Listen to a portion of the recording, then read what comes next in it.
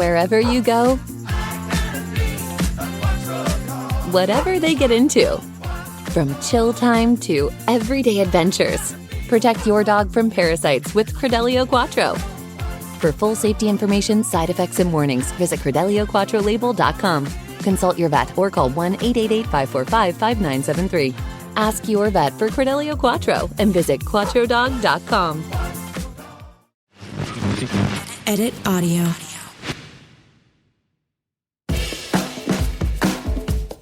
Hello, everyone. I'm Robin Hopkins, and this is Well Adjusting, where I talk to people about life stuff, but not in an NPR way.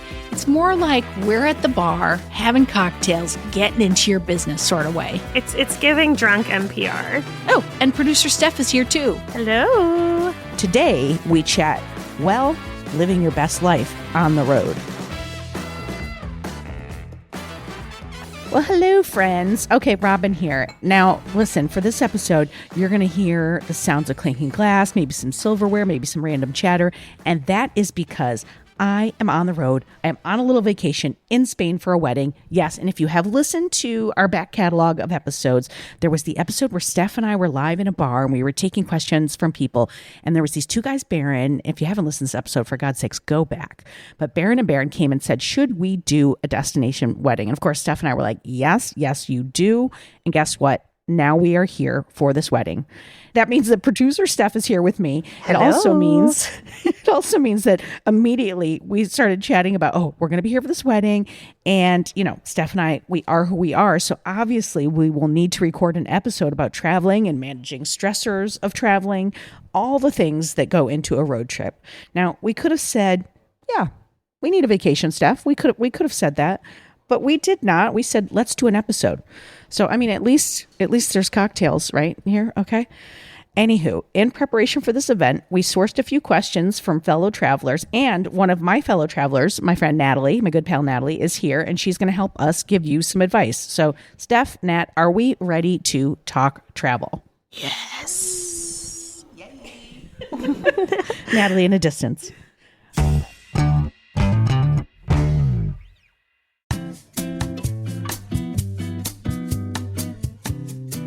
So our first question is from my pal Natalie. Here we go. Okay, this is something I've been struggling with across Spain. I want to know the best way to politely say, I don't want your octopus in any way or form. And it's not a critique of your culture or your food choices.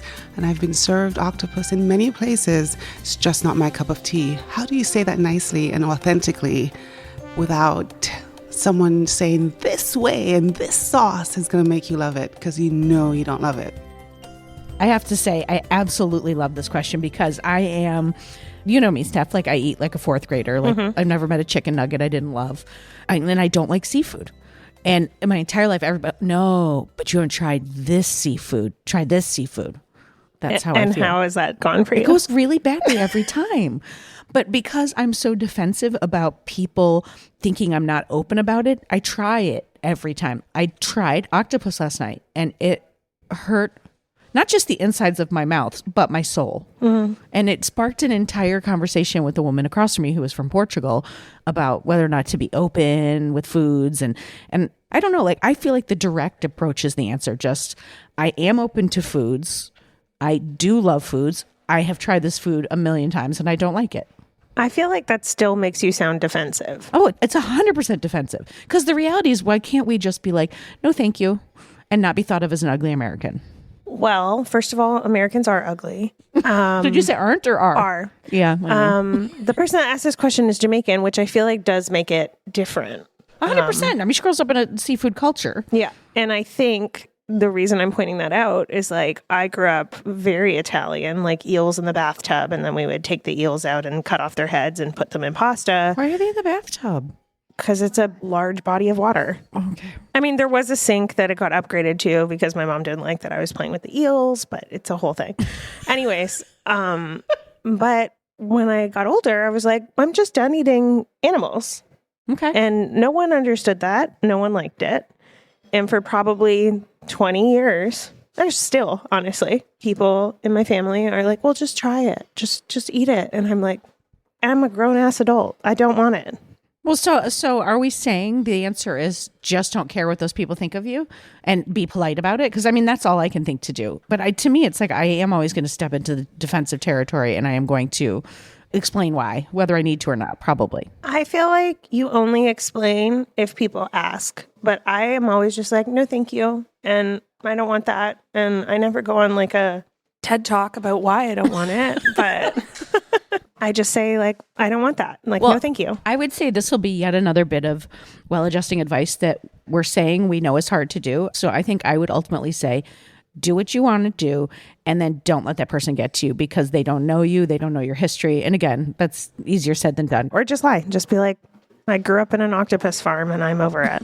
I have ethical concerns for octopus. Okay. I mean, I do have ethical concerns for octopus. They're like the smartest animal in the world. We should not be eating them.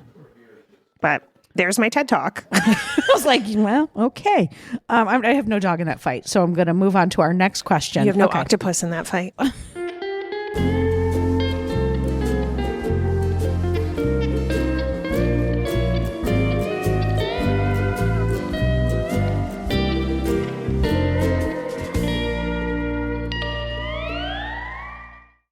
In the time it takes you to actually board a flight from Group 8... Now boarding Premier Altitude Elite Club members. You could have bought a Hyundai on Amazon. Visit HyundaiUSA.com or call 562-314-4603 for more details. Limited availability. Pickup through participating Hyundai dealer in select markets.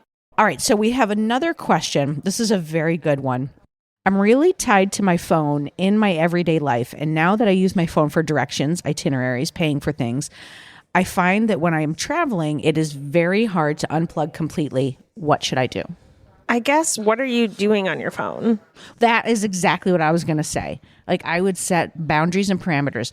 Maybe there's no Instagram or TikTok scrolling. Mm-hmm. You're only allowed to use it for directions. And then it needs to be little things like it can't be on the table while you're eating. It needs to be in your bag, like active parameters for you're not mindlessly scrolling. Yeah, because I'm thinking like I use my phone all the time when I'm traveling to take photos. Well, I would even say if you wanted to be hardcore, you could say, I can take pictures, but I will not be posting them while on the trip. Yeah. And I'll post when I come back. So like, I think a social media blackout would be a really great idea. Or like when you get back to the hotel, you have half an hour in the morning, half an hour at night or something. Set a timer. Yeah. I'm going to make a food comparison. So I have been getting back on my food plan because things have been a little wonky.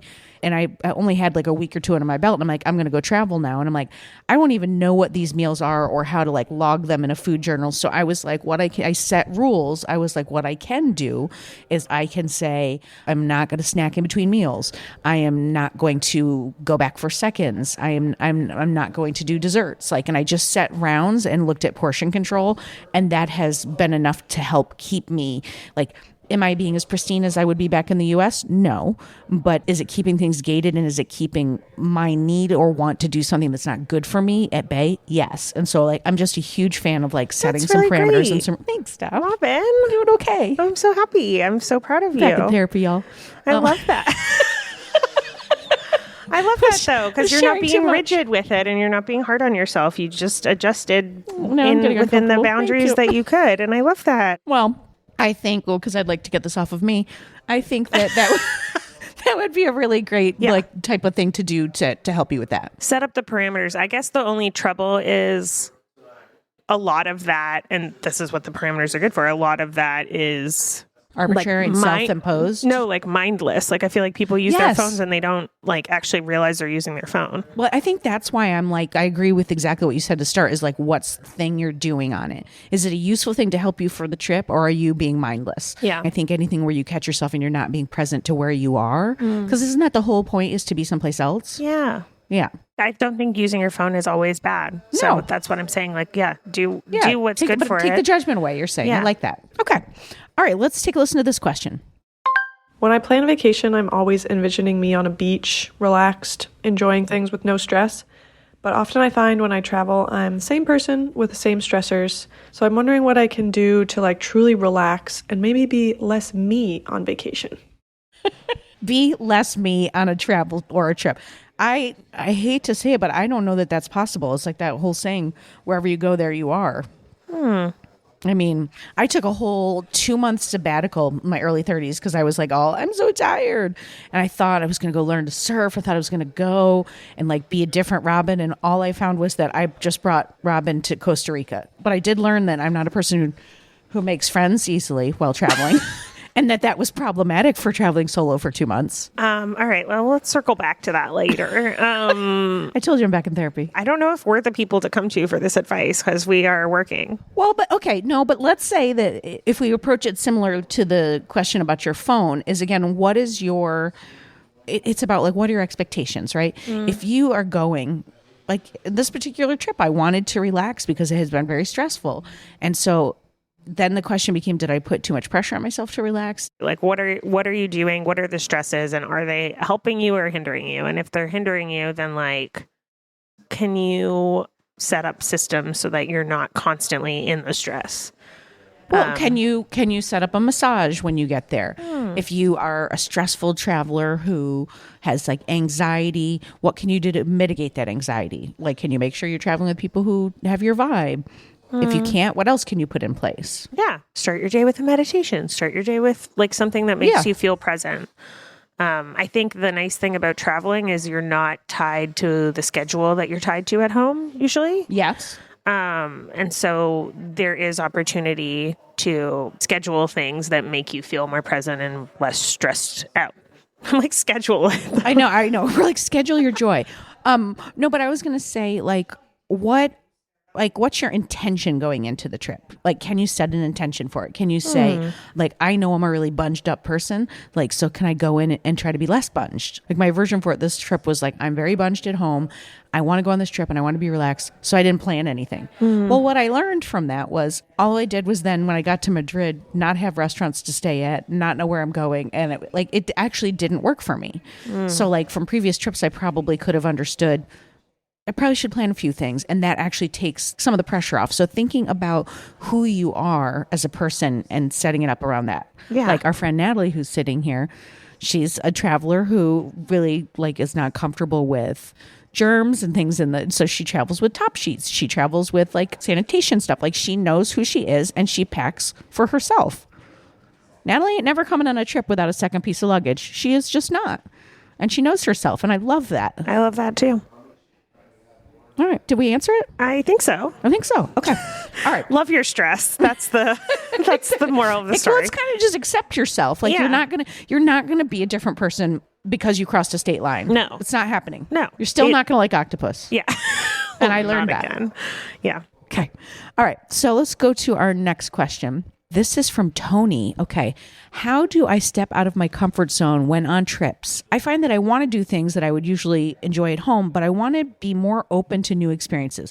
What is a realistic way to do that? I mean, I feel like the whole, like, this is all going to be like, plan it. I really was going to say that. I'm like, you have to, I think, set it up before you're in the place. Like, schedule things in or like book tickets to things that you wouldn't do, or, you know, book a restaurant that you wouldn't normally eat at. And I think do it before you get to the place so that you aren't like stressed out. Because I find like once you get there, you're like, oh my God, there's so many like distractions and things to do. Yeah. Whereas if you have things that are already planned that are pushing you a little. Or at least know what those things are. Like if you go to Costa Rica and you're afraid of heights, you might be like, I'm going to do a zip line. But find a little like. That's real 0 to 100. I thought you were going to say like climb like rock. I mean, you can also whitewater raft. You can, okay. But I'm saying knowing what the like, you know, we went to Madrid and went to a flamenco show. Now we knew that was a thing that we could do, so we had to like ask somebody at the hotel, which I think is another thing you could do is ask somebody, like if you're staying at a place that has a concierge, if you are so lucky. Then you can just be like, what's a cool local thing to do? And I think like don't look for. Like, I think I've been guilty in the past of going and looking for like, that looks like that'd be American type food. Like we actually ate Mexican in Paris this spring. And I almost didn't tell anybody because it was embarrassing. It is embarrassing. Like, also can't be very good. It wasn't great. Yeah. Well, it wasn't great. But I was like, I know what all these things are in the menu. And after that, we were like, let's not do that again. Because I think food is one of the biggest areas where you can be open. And somebody we're traveling with on this trip said, what do you like here to the person at the table? And I thought, oh, that's an interesting way to get something that I wouldn't normally choose if you're open. But I think also like I mean, this is like a way to discover the things, but like a Reddit group for the town you're going to will tell you all the weird and different things that you can do. I love a and just make Reddit. sure to plan a couple of those. I love a Reddit thread. Yeah. Oh my God. I used the Paris Reddit thread for everything, for like how to plan. It was amazing. Yeah. Yeah. How do we live before Reddit?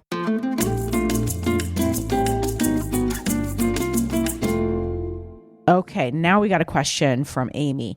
How do I avoid the pressure to overdo it and feel guilty when I don't maximize every second of every single day? This is what I call the relaxation stride.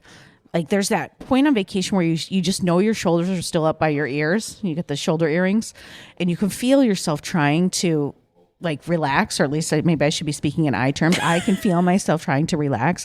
And then all of a sudden I can feel when it's like, oh, my shoulders drop. And it's always when I don't care where I'm supposed to be or what time I woke up. Like that's when I know I'm starting to hit my stride, is when I'm like, oh, it's 11. I just woke up. I don't know how to get there though. I feel like you just have to respect that there's going to be a day or two where you're bunged. Or you can ask yourself, are you really enjoying this experience, or are you checking a list? And if you're checking a list and you're just doing it and not fully immersed, and you think of the other side of the vacation, you get home and you're more tired than when you went on vacation because you were just doing these things. You're like, I'm in Madrid. These are the 20 things I must do. And you're literally trying to squeeze them in. Are you really enjoying the experience, or just checking off a list? Yeah, I think I love that. I don't have that thing where I like go to a place and I'm like trying to do all the things. I'm just going to live my life that I live in New York, but it'll be like I'm more in a lovely place. I feel like that's because you travel so much. I mean, literally, you went to another country 2 weeks before this, and you just bopped That's over true. here, and you were someplace else before that. So, like, I like think about the person who gets 2 vacations a year, and they saved, or one, and they saved all their money for it. Like, my sister will put a hell of a lot of pressure on a vacation. Like, she starts a countdown 6 months in advance, 287 days. And I'm always like, whoa, this vacation better be the greatest vacation of your life. Yeah. I love you, Kim. I don't know if it matters, though. Like, I don't know if seeing the stuff, like, if you don't care about those things, like, why are you doing it? Like, are you doing it just to say you did it? Are you doing it to go tell other people that you did it? And is that more important to you than just like having a good meal with someone that you love and you're traveling with in a different place where you're allowed the time to be more relaxed? Yeah. Like, I'm always going to take a 2-hour lunch with a friend or a cool stranger that I met over going to see some artwork. So, you know, I love a good artwork, but I can say this, like, we went to the Prado before this, and I was disappointed. The people were mean to us. That Renaissance style art is not my jam. Like, I don't need any more cherubs or Jesus notes that I don't get. I love a cherub. So an experience that you're like looking up to, and that you're like, this is going to change me. And if you're putting that level of pressure on it, and you get there and it's not what you hoped it would be, you're just going to be disappointed. I think if you are going to a place, like, give yourself one day where you're just, or 2 days out of your week where you trip, don't play anything, where you're yes. not planning and you're just bopping around and looking at things. I think that's a great note, because like in that Paris Reddit, there would be people who put these wall-to-wall schedules up, and they'd be like, do you think I planned too much? And people would be like, you didn't even put 15 minutes to get from the Louvre to the Eiffel Tower. Like, and it's like 90% of that day is queuing. So it's like, again, going back to like, what's your intention? Is your intention to enjoy it or check things off? That was Natalie's point. And I think that's a great one. So, but I think to add on to that, if you catch yourself in that checking boxes place, what can you do to center yourself? Can you take a walk without headphones? I have not put my headphones in once, and we've been walking all over the city since we've been here. Yeah. And that's been so nice to just be present with, like, we stumbled on a running brook, and we were like just listening to the sound. It's like, I did that this morning on my walk over here. Is it so beautiful? It's like, so we beautiful. accidentally found that street. Yeah. I think go on a walk every day while you're on a trip without an intention. Like, just go on a walk and look around you. And that is like a good way to like not be so in the list of things you want to do, but be in the place that you're in. Like, we're trying to get to that big cathedral that's here in this town. And on the way, we stopped at 400, like probably not even exaggerating, of the same exact tourist shops with the same tiles. And I was just like, let's go in this one. And I could have gone into 400 more. Like, it's just something compelling about being like, ooh, somebody would like this or somebody like that. And then being like, let's just go to the next one. Yeah, that's so fun. I love that. Okay, here's a question. How do you travel with friends who may have different travel styles than you? For example, I like to wake up early, but my friend is adamant about sleeping in. Any advice would be great. You gotta let people do themselves. Yeah. Do you, boo? Like, I would not travel with anyone who expects me to be the way that they are. For me, though, what's interesting is how you travel. That's a friend barometer for me. That's a check. Like, there's some people that I'm like, oh, they'd be really awful to travel with. Like, maybe they're the people that get really, like, they're going to stand online all angry, you know, like waiting for their group to be called, and like, you know, or they're just going to be very rigid about time, or about, we said we were doing this. Like, I can't, that's just, I would not have fun on that trip. I feel like that's a different question. Ooh, is it? Because I feel like sleeping in is not the same as, you know, like maybe your friend's intention for the trip was to relax and your intention for the trip was to see as many things as possible. I feel have those conversations beforehand. And then just don't give a shit. Like, what's stopping you from going out for a walk and seeing something while your friend's sleeping? So we're traveling with Natalie, and Natalie's a very early riser. And so Natalie gets up and does a walk. Like, there was one point where we, like, she didn't sleep and we did. And she was like, listen, I'm just going to go to another museum before we meet for lunch. And she went by herself, and then we just met back up. Like, you have cell phones. But the reason that I brought the initial part up is to say, like, if a person isn't going to be okay with that, that's not a person you should be traveling with. That's what I mean by that. Yeah, totally. I'd be like, of course, go, do your thing. But if she made me feel bad, I'd be like, this is not, I don't want to be traveling like this. Yeah, I think that is very true. Like, you can't then, you know, when Natalie comes back from her morning walk, she can't then be pissed at you because you're still in bed. You know, like, it's like you both have to be. Yeah. You have to know who you're going on the trip with. And I think that's the hard answer to this, that sometimes that may be a person you should not travel with. Yeah. But I think your point earlier is like talking ahead of time in advance about what your vibe is like, especially if it's someone you haven't traveled before. Yeah. And what people want to do. Like, I've traveled with some friends and they're like, I really want to go see this. And I'm like, I have no interest in that. So you go for it. Communication's important. We love to communicate. We do. We're over communicators.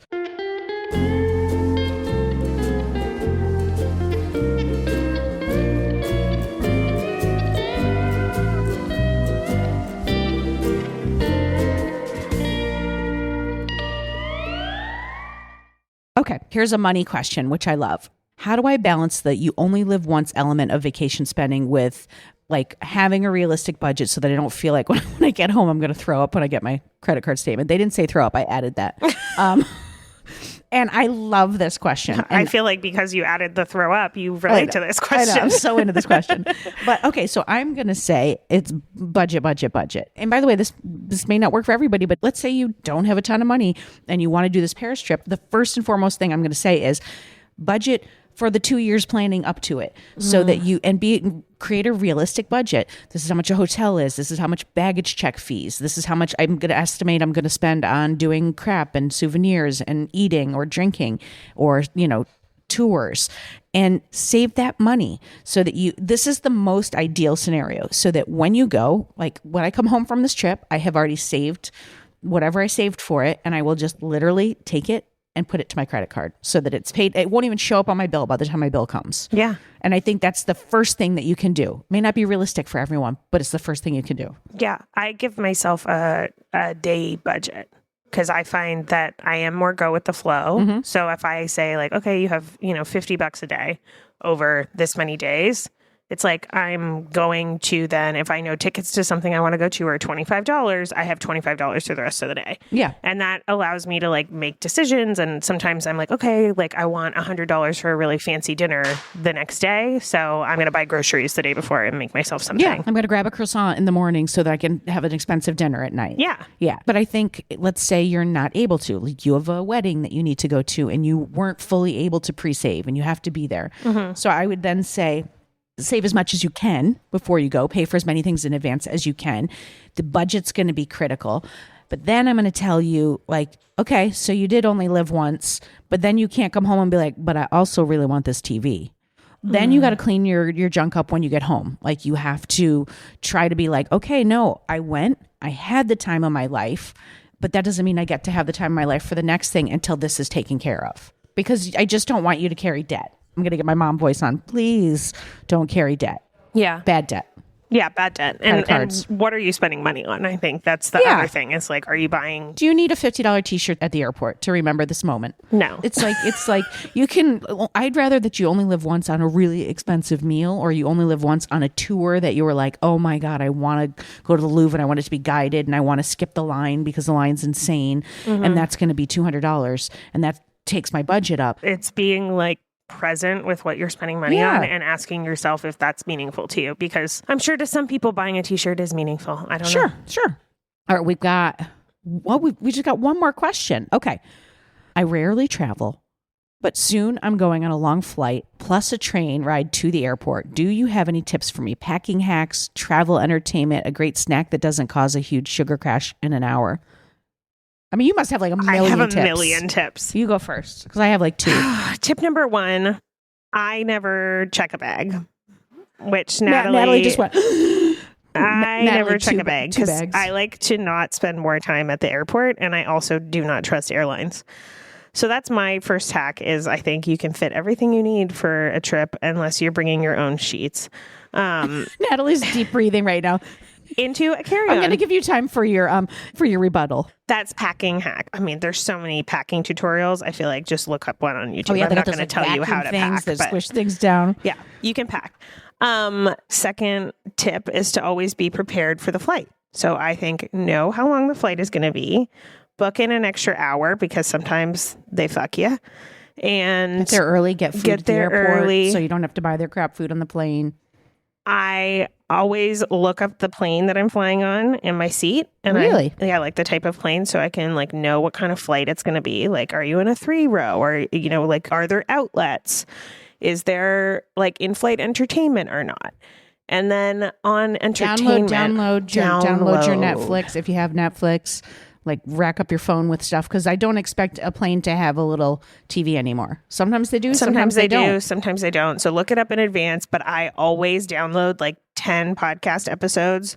I always download a playlist, and I always download like 3 or 4 shows. I always have 2 audiobooks. And then that leads me to my next thing, which is bring 2 kinds of headphones. You can use your little AirPods to connect to your phone for things you've downloaded. But then you need the ones with the little, 1/4 inch plug to go into the little plane thingy. I think try get on the time zone as quickly as possible. If you're traveling overnight, stay up when you arrive to get on their schedule as quickly as you can. Yeah, I think try to adjust. I always bring food for a plane because I have a lot of food allergies. I can never eat plane food. I always bring a couple of bars for the trip. Because I think you could find yourself all of a sudden, like in some, like we're in a country now where the eating hours are very off for me. Like a 9:00 dinner is like, what in the name of hell is going on here? Yeah. And things are shut down for periods of time. So just having like some bars just in case, I think is really critical. Yeah. And I mean, this is maybe, I don't know if everyone does this, but I always go to the grocery store once I get somewhere and I get just like snacks for where I'm staying. I usually get granola because I think it's like an easy thing, and then I get like fiber because sometimes when you travel, you don't need to finish that sentence. Yeah, and then I get a salty treat or something. I'll get bread and cheese, or and a vegetable. And I think make sure to travel with all of your meds and keep those in your carry-on so that you don't ever lose those. But like I do love like going back to the phone, like you can search a local market, you can search all that stuff just so that you have it. I think it's good to get yourself set up. I will say, if anyone wants it, I have a note, like an iPhone note of packing things that I look at every single time I go on any trip, and I go through and I click every single thing, and it has a list of everything I need. It's like I make a new one every time, and I don't know why I don't just save it. Why? Because I like to delete them as they go so that I don't miss anything. I know. Why don't you just make a checklist and then check it? I do make it as a checklist, and I still delete them as I go. And I don't know why. Hold on. Natalie's coming in with some more hot tips. Okay, you're going to laugh at me, but also sometimes if you save everything on your phone and you don't have your laptop, actually do have a copy of your passport page. So if you need to go to the embassy, I find coming here, we had a lot of trouble booking. So sometimes have a backup of a paper or something, because the trains I thought was really tricky and communication was really weird, even when you checked the English translation button on the website.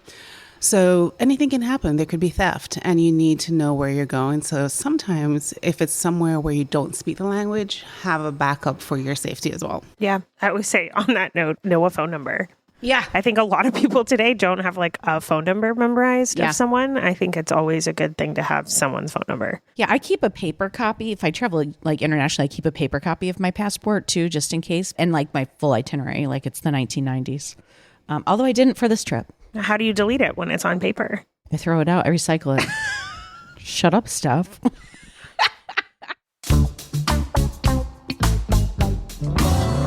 You have reached the well-adjusting expert of the day.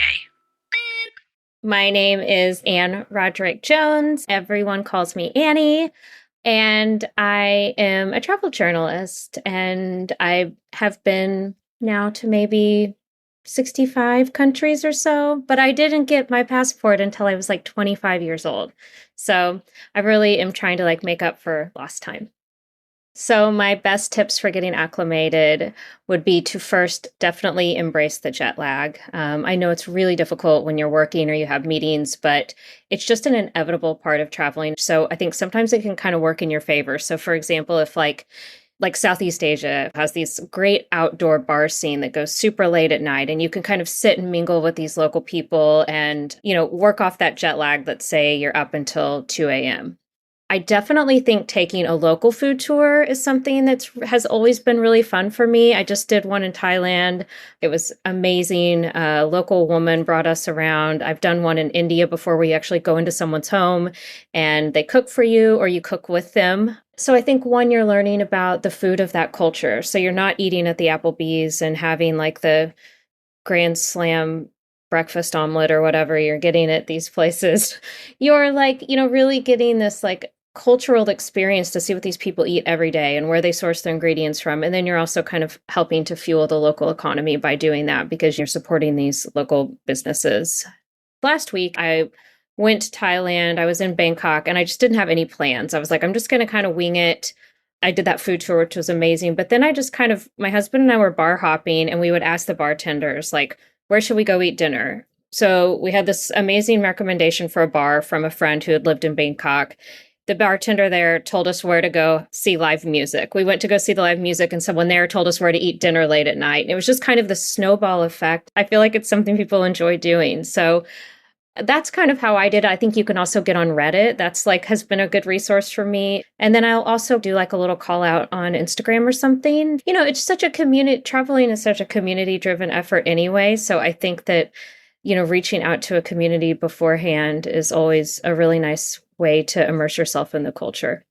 My advice for getting out of your comfort zone is to just kind of maybe like rip off one little tiny bit of the Band-Aid. So let's say you have all your hotels booked. That makes you feel really comfortable. And, you know, maybe normally you would book like breakfast, lunch, dinner, tour, nap time, all of that. Like maybe just try to rip off a tiny bit of the Band-Aid and don't book a dinner one night and just, you know, wing it. And also maybe accept that like things are not going to go your way all the time. Like traveling, there's so many mistakes that later sometimes turn into these like amazing experiences.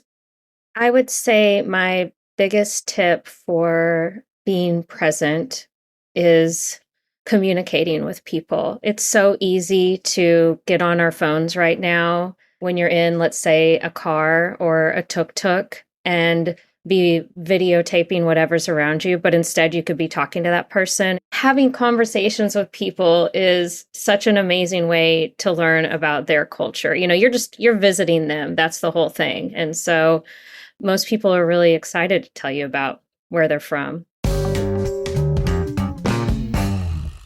So we've scratched the work itch. Our homework is done. Now we're going to go enjoy the rest of our trip. We're going to take our own advice. We're going to put our phones down. We're going to be present. We are going to be engaged. To each other. Okay, on that, no, let's just go get something to drink. Yeah, I would love that. Bye. Bye-bye.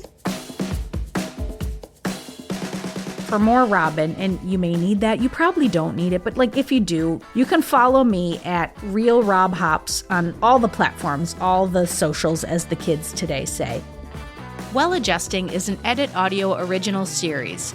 It's exec produced by Steph Colburn and Robin Hopkins. Our producer and editor is Maria Passingham, and our production manager is Kathleen Speckert. Thank you to the entire Edit Audio team and to you for listening. Oh, hey, before you take out those AirPods, this show is just for entertainment. If you are in need of help, please, please, please reach out to a professional. Go ahead and get that help. You deserve it.